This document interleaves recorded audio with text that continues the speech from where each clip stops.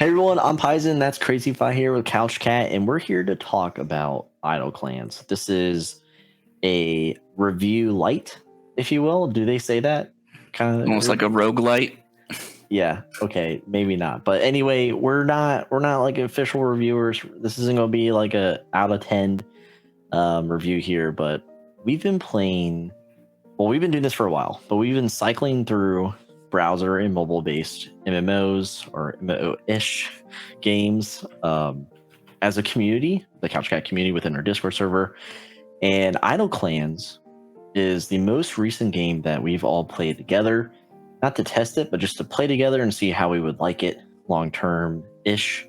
There's a lot of like or ish in this, but yeah. So first and foremost, shout out to everyone in the Couch Cat community that helped us play this game to its semi full potential here. But yeah, so let's get on to it. So for those of you who don't know, Idle Clans, it's an aspiring idle multiplayer game. It's on Steam.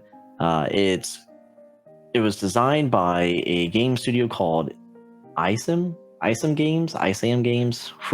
Close enough. Close enough.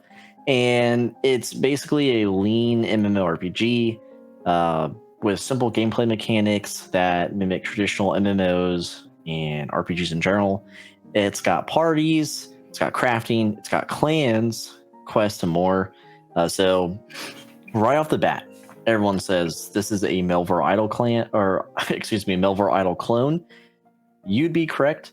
But Melvor Idle is like its own beast. It's got expansions. It's got, it's a 1-to-1 clone of RuneScape that's blessed, by the way. It's its own thing. But if we had to pick, it does resemble closer to Melvor Idle. Yeah. But it's crazy. It's taking the multiplayer.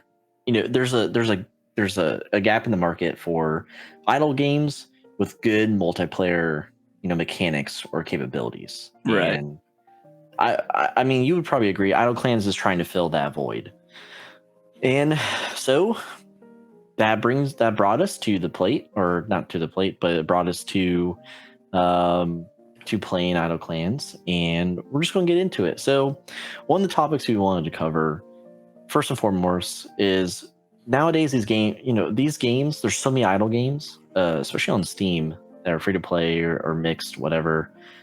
They have to look good because we don't have time to play ugly games, okay? And right off the bat, the interface, the UI of Idle Clans is very simple. It's got like that, the same background for everything, if you will. It's like Crazy Fight was like a beautiful. It reminds me of like Washington State. It's just like a weird blue color everywhere. Yeah, with like trees and a lake that you see sometimes, depending on what menu you're in.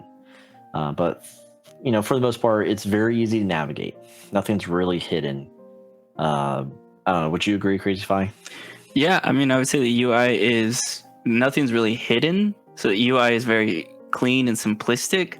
I would say the UX portion of it, not so fun in my opinion. There are some aspects of it where like going through the UI to try to find things is not as helpful as it could be, or it doesn't explain it as well.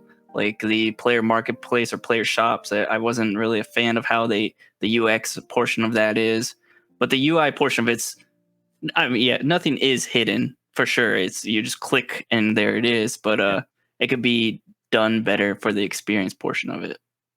Yeah, and I agree.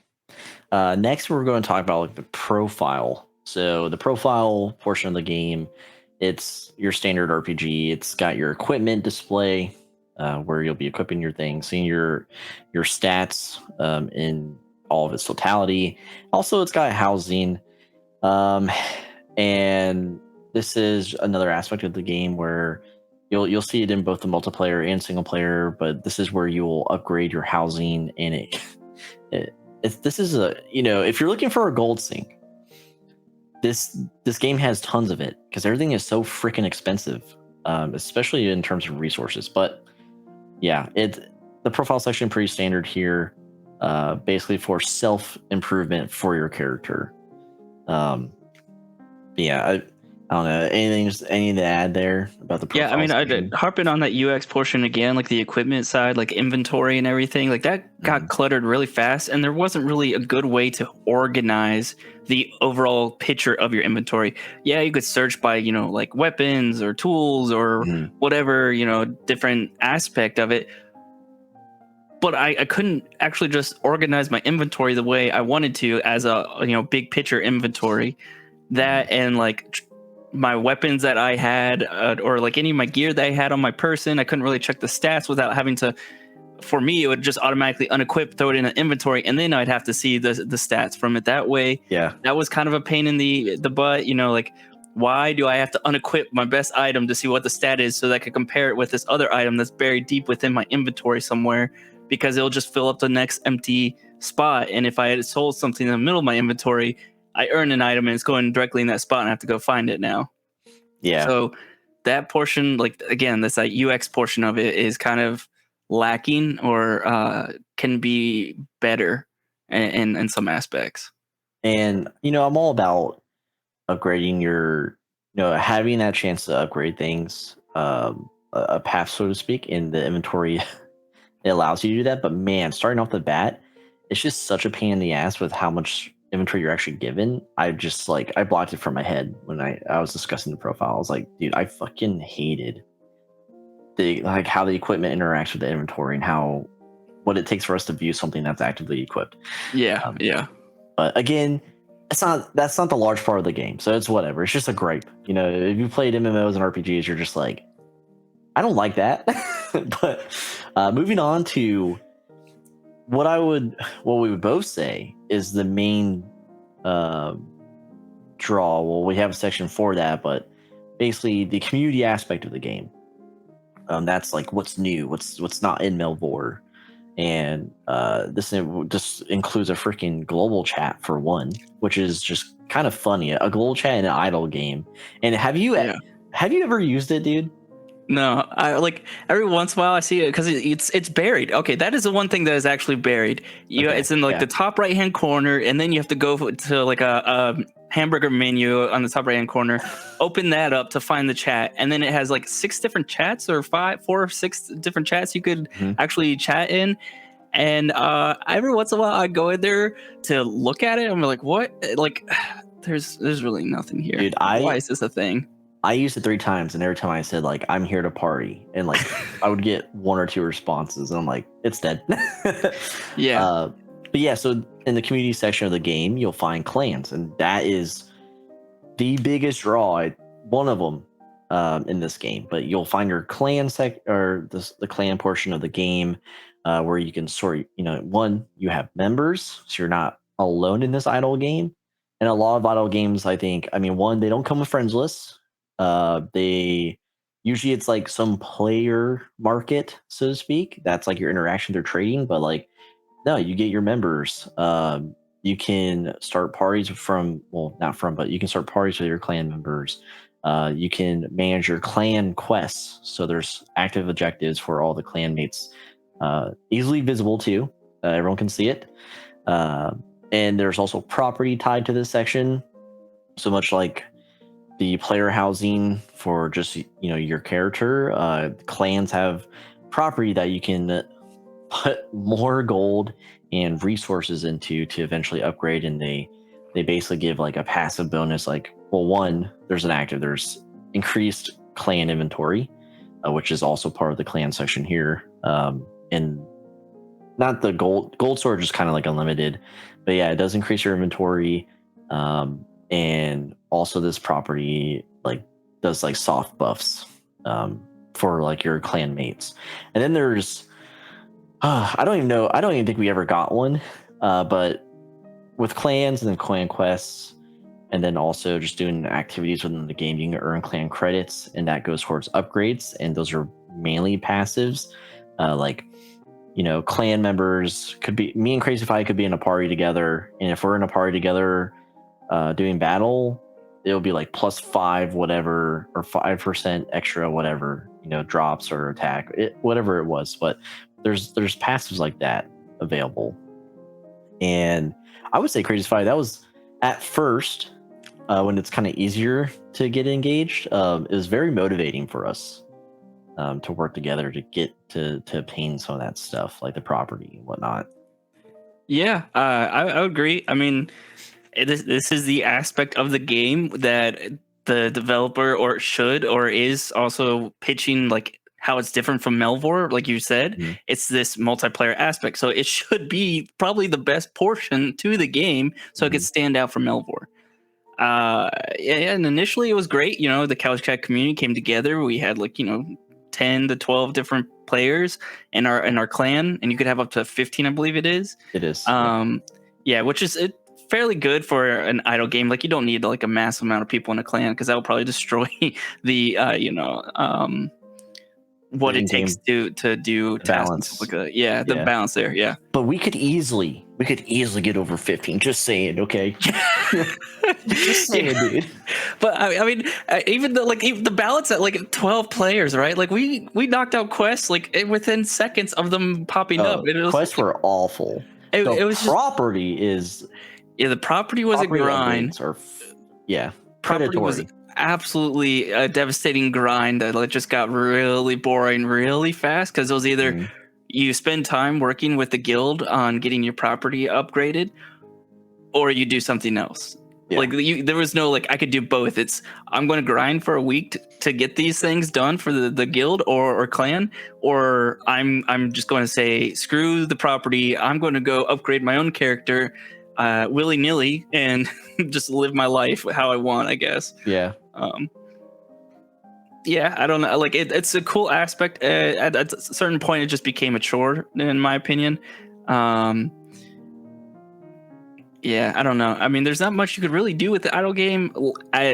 With this type of idle game, I know there's other idle games that are out there that like it's not a text-based idle game, right? It's you got characters, you do battles, blah blah blah. Mhm. But yeah, it was good while it lasted, and then it just became a chore and kind of a pain. Yeah, and there's plenty of those. There's plenty of games out there. It just takes us a while to figure out which one's which.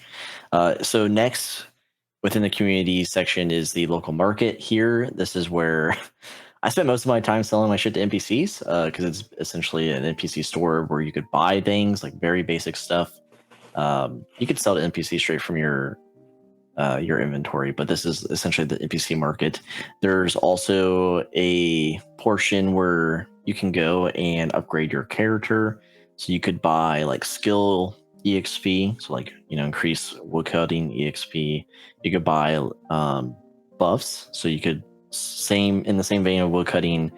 You can keep spending millions upon millions. It increases as you buy the upgrade until you max it out, but you can increase like the chance or percentage of getting double logs while performing woodcutting until you could get like 100% chance, and you're getting double logs the whole freaking time.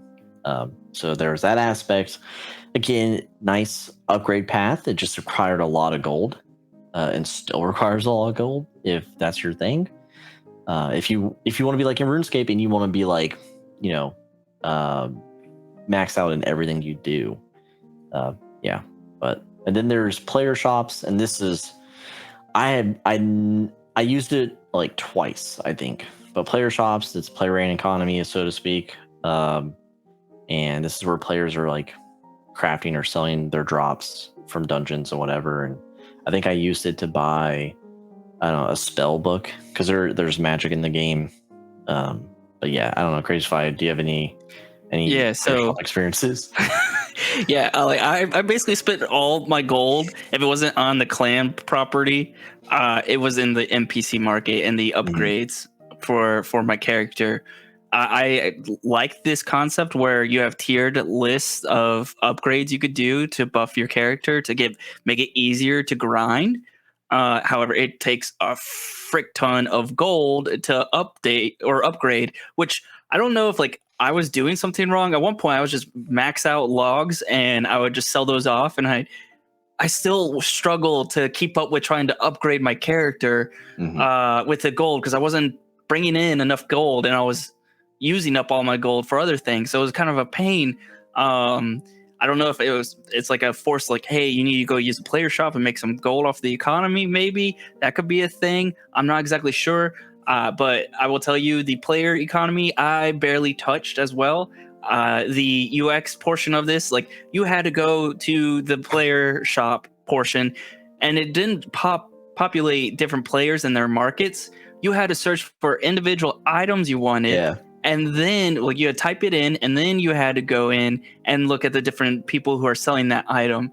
I think it should be reversed, in my opinion, from the initial get-go. Instead of having an empty, like, menu, and you have to actually search something, just show player markets, maybe off of, like, recency or whatever it may be, and then you could curate from there. Because of that, I didn't even bother. There's no point. Like, I'm not going to go and make it like a pain in the ass way of trying to get gold. Like, it's not worth it to me. It's an idle game. I'm going to be in here every once in a while and then move on. So maybe that's why I was failing to get as much gold as I could, selling it on the player market, or, like, flipping items. I don't know. But NPC market, awesome. Grinded hard in there. Player market completely ignored, because it was not built well, in my opinion. Yeah, and if you didn't know the name to the item, you're screwed. Yeah, you had to use the wiki. So, yeah, that was the biggest problem. Yeah, I'm like, how do I find this wand? It's not populating. And I had to, like, make sure I wasn't spelling it wrong. Stupid, but that's the community aspect. We're going to move on to activities. This is like the bulk of the gameplay loop here. It feeds into clans activity, because this is where you're level, just like in RuneScape, you're leveling your stats. So the big one's combat.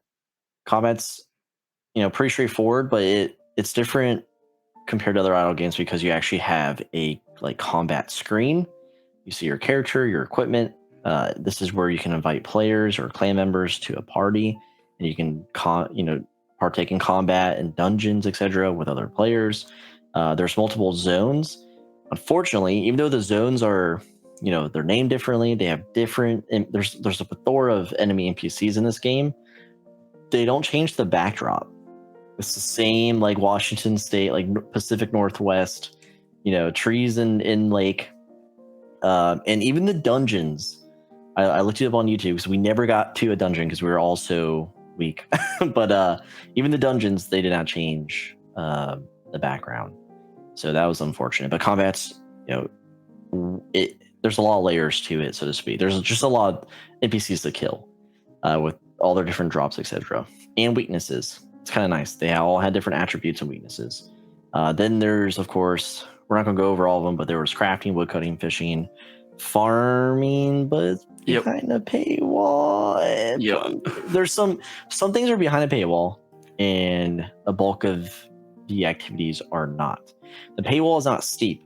It's like $10, and then you get the whole game. I would honestly just, okay, maybe not, but, like, so Melville Idol, I paid like $11 for, and never regretted it. Maybe I would regret paying $10 for Idle Clans. So it's good there's a paywall, but the paywall is, like, it's not that great for what you get from it. But yeah, $10, just throwing it out there. But those were the activities. Crazyfy, this is where we spent most of our time, tolling away, trying to get clan stuff done. Yeah. It's a chore. That's what he's No, I mean, okay, so let's talk outside of combat, right? Let's talk about those, crafting, wood cutting, plundering, farming. Don't get me started on fucking planks. I swear. Yeah. Why do I have to spend money to make planks?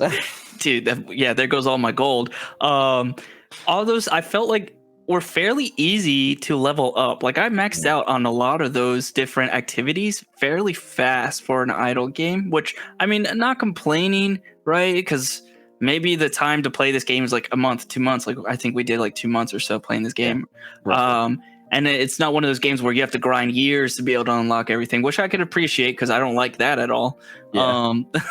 But crafting and all that, those activities, those were fairly easy to level up, and you just got to let it go and do its thing, and you come back in 8-12 hours, whatever it may be, and you've maxed out. Or not, well, that's not true, but you progress pretty well. I have almost 600 passive hours in this game. It takes quite a bit.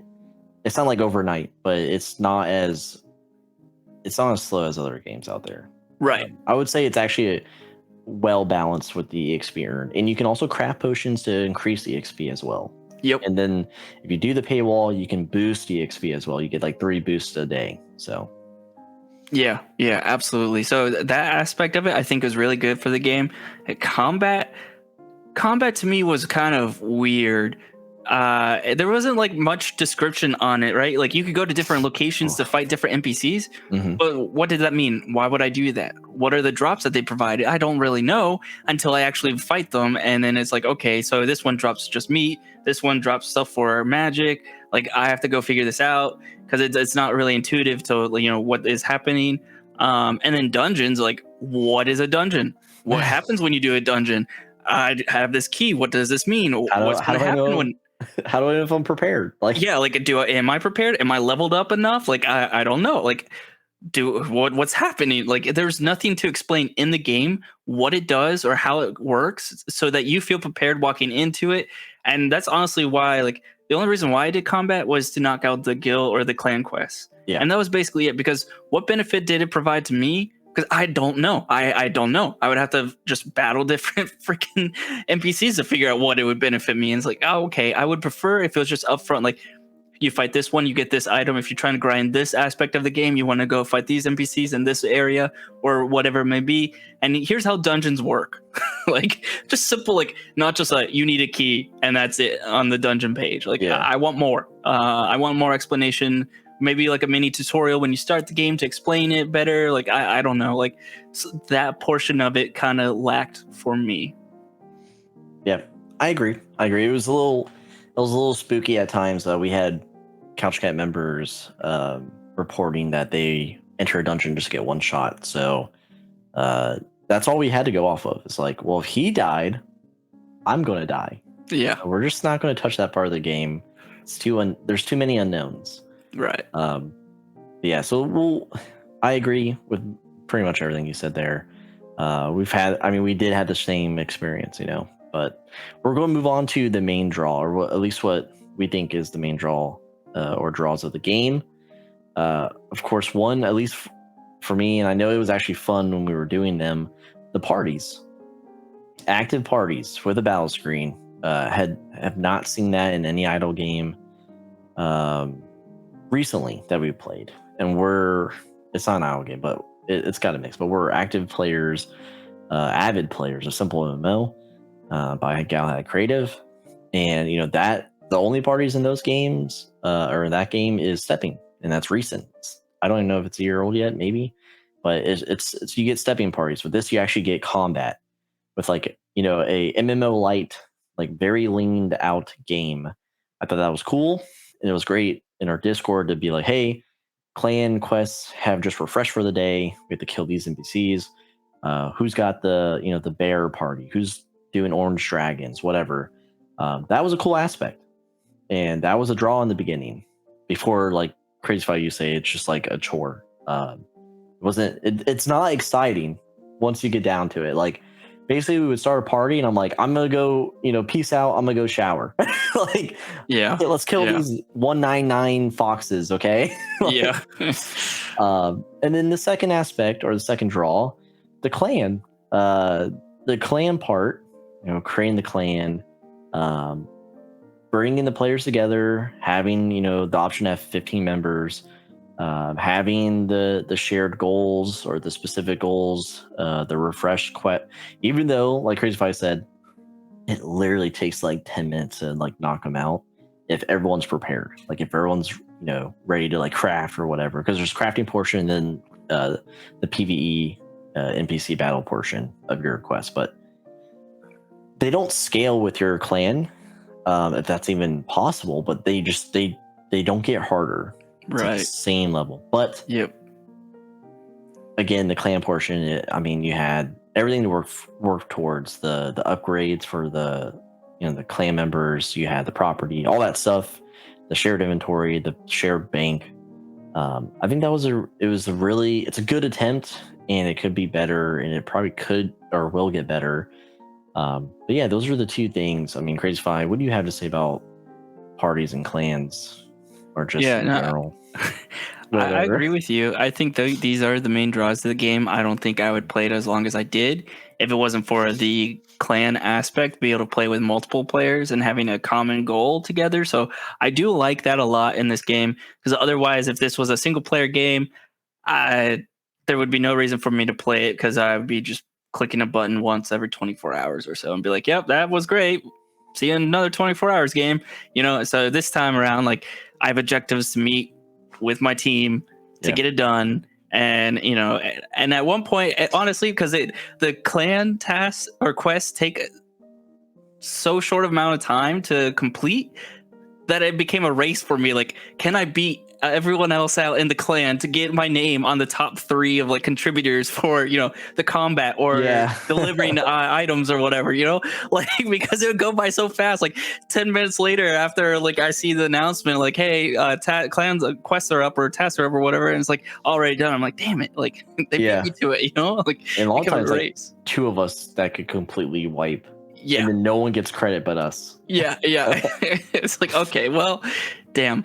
But the multiplayer aspect definitely kept me into the game longer than what it would have been if it was just a single player game. So that is absolutely the main draw to this game. So if you got some friends and you all want to play, a super casual idle game, that is the aspect that you're looking for right there. Okay, yeah, for sure. And to kind of just like end this segment of Vital Clans, or so even though I had to film some B-roll for this, because I'm sure you don't want to watch like 30 minutes of us talking, but then I can be free to delete the game. But we just want to impart some things. They're negatives in our eyes. They're not it ruins the game for everyone. In the total or the grand scheme of things, Idle Clans, is a good enough game to play with friends in an idle game setting.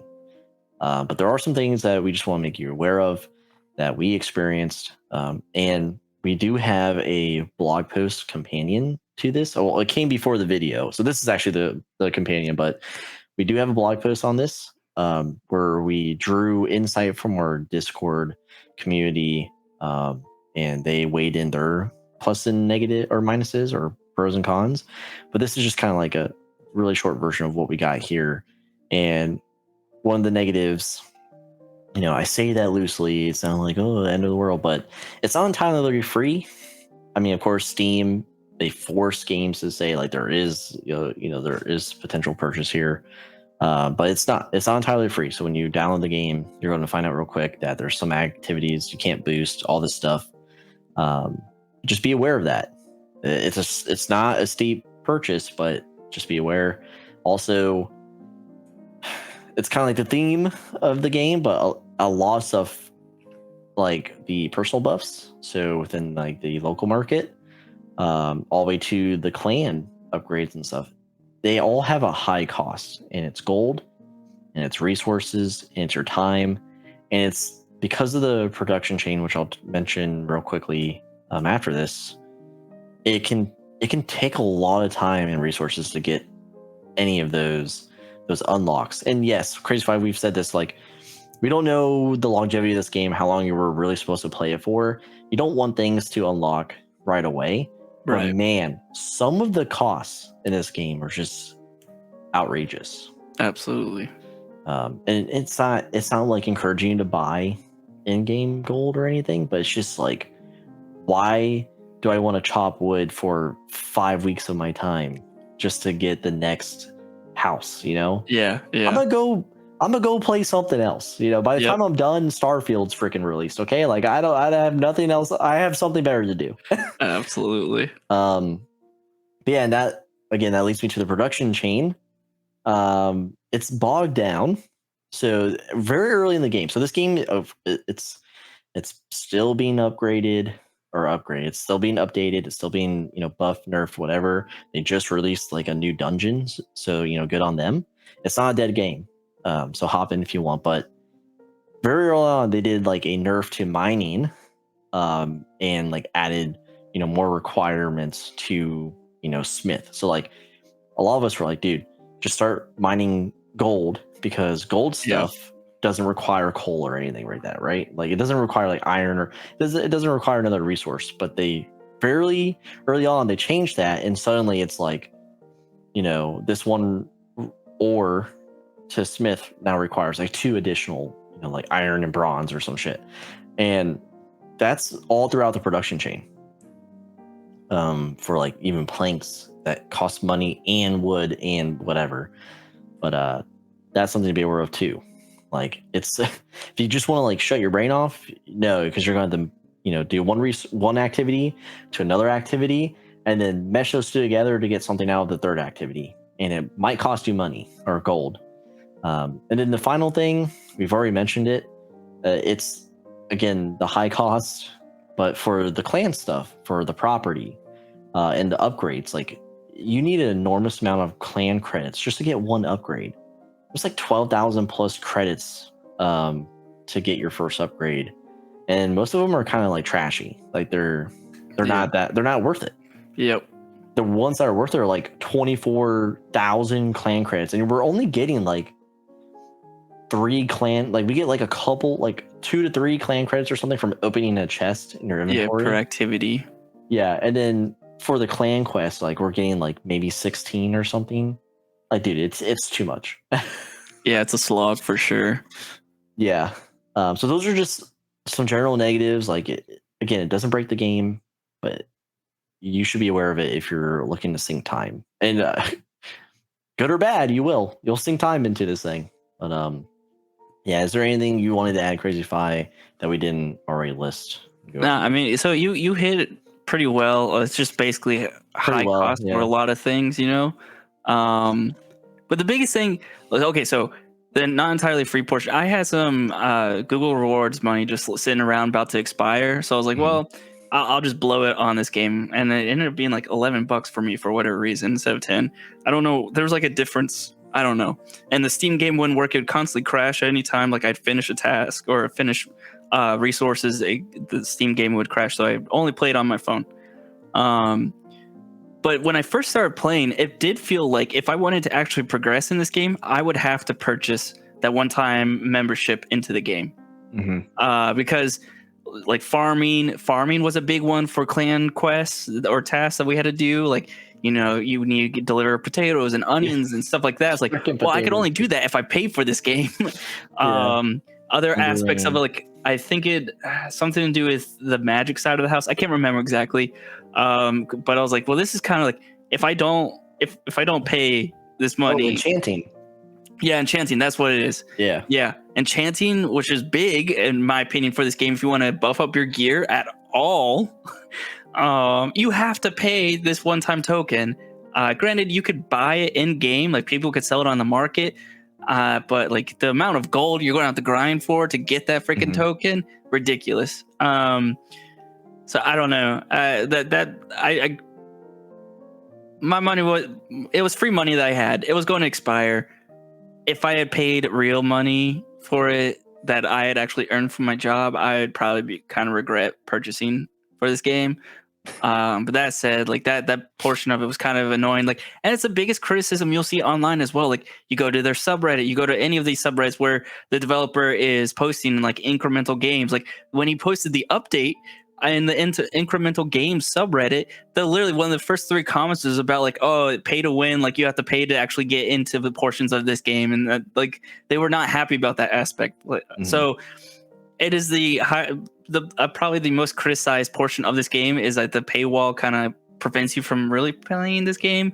And $10 to $11 is kind of I don't know. Clearly not a lot of people are willing to pay for it. So, yeah, especially when if your one takeaway is should I spend $10 on this game? It's like, think about it. $10 on Idle Clans or a random Steam hentai game. It's your choice to make. It's your choice to make, and you know which one you're going to make. I'm kidding. Yes, clearly. I'm kidding. I made the wrong choice. Well said. We all have regret. Regret. Shout out to Ace. He's one of our community members who actually got me premium. Like he just dropped money on me and got me premium so I could fully play it. And I was like, sweet dude. But yeah, that'll do it for Idle Clans. We played it. it was a good time for a short time. Oh, let's trademark that way. But yeah, good time for a short time. Ultimately, you'll have to pay money if you want the full game. And yeah, I mean, see for yourself. Grab some friends, try it out. It does have clans and parties, but there's some things with it that don't make it great. But it's still being developed, so we'll wait to see if it eventually becomes worthy of, you know, that premium price tag. But that'll do it. I'm Pison. That's Crazyfy. Like the video. Subscribe if you're new here. Head over to couchcatpod.com for more simple MMO and idle MMO and content just like this one, just like this review that will slowly but surely be pumping out. Because if you're interested, if you're not in our Discord yet, link down in the description. If you're already there, we are migrating or recycling is a better term. Recycling games, browser and mobile MMO-ish games like this. And if you want to be a part of the next game that we're playing, which is currently Ironwood RPG, hop into the Discord. You'll see our game chat text channel. Hit us up there and we'll get you into the guild and we'll get you going. But that'll do it. Peace out, everyone. Bye-bye. 3, 2, 1.